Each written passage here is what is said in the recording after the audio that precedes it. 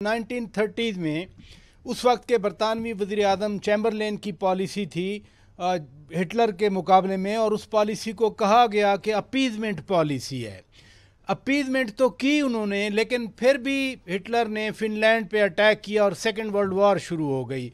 अब फ़िनलैंड के वज़ीर आज़म रात को बैठे हुए थे सदर ट्रंप के साथ वाइट हाउस में, तो ये जो सदर पुतिन की अपीज़मेंट हो रही है, ये भी तो फिर कहीं ना कहीं तारीख से तो सबक नहीं सीखा, ना फिर यूरोप ने या ना सदर ट्रंप ने। नहीं, वो तो खैर हम हमेशा ये बात कहते हैं कि हिस्ट्री अपने आप को रिपीट नहीं करती, हिस्ट्री राइम करती है।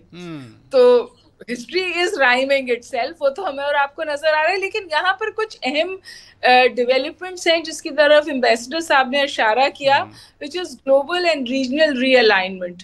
देखिए, मेरा ख्याल है कि आज जो इंडिया और चाइना में जो मुलाकात हुई है वो बहुत अहम है। जी हाँ, और इंडिया ने उन पर से बहुत सारी कदगने हटा दी हैं और इंडिया ने कहा है कि हम कन्फ्रंटेशन से कोऑपरेशन की तरफ जा रहे हैं। ये बहुत बड़ी बात है बिटवीन इंडिया एंड चाइना, क्योंकि इंडिया ने फॉरेन मिनिस्टर ने भी तो कहा है ना कि हम आपके पार्टनर हैं, we are not the enemies. ये उन्होंने कल बात की थी जी। तो मेरा ख्याल है कि इंडिया, जिसने अपना पूरा वेस्टर्न एंगेजमेंट इस बात पर बिल्ड की थी कि जी वो नेट सिक्योरिटी प्रोवाइडर है, और उसे चाइना के सामने खड़ा किया जा रहा है।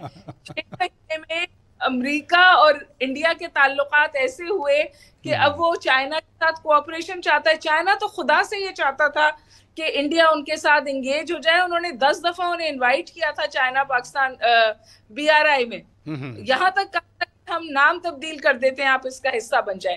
अच्छा, दूसरी जो मुझे बहुत अहम बात नजर आती है, और मेरे ख्याल है वो फिर हम उसे जोड़ सकते हैं, वो ये है कि मेरे ख्याल है अमेरिका भी एक्यूट कॉन्फ्रंटेशन से एंगेजमेंट की तरफ जा रहा है। वो ईरान से भी एंगेजमेंट की बात कर रहा है, अभी एम्बेसडर साहब ने इशारा किया, रशिया से भी कर रहा है और शायद चाइना से कर रहा है। तो ये सो कॉल्ड अपीजमेंट जो आप इस वक्त देख रहे हैं, ये अपीजमेंट 30s की अपीजमेंट से बहुत मुख्तलिफ है। It is about realignment and new world order, ताकि ये जो आपने आप कहा था कि न्यूक्लियर उसकी घंटी है, वो घंटी जोर ना पकड़े। मेरे ख्याल है ये पैराडाइम शिफ्ट्स हैं, ये ग्लोबल चेंजेस हैं। क्योंकि देखिए, ईरान के साथ भी उन्होंने फोर्स इस्तेमाल की, और ईरान ने कम से कम ये स्टैब्लिश कर दिया कि आप मेरे साथ फोर्स स्टैब्लिश नहीं कर सकते। तो फिर वो गुफ्तगू की तरफ चले गए।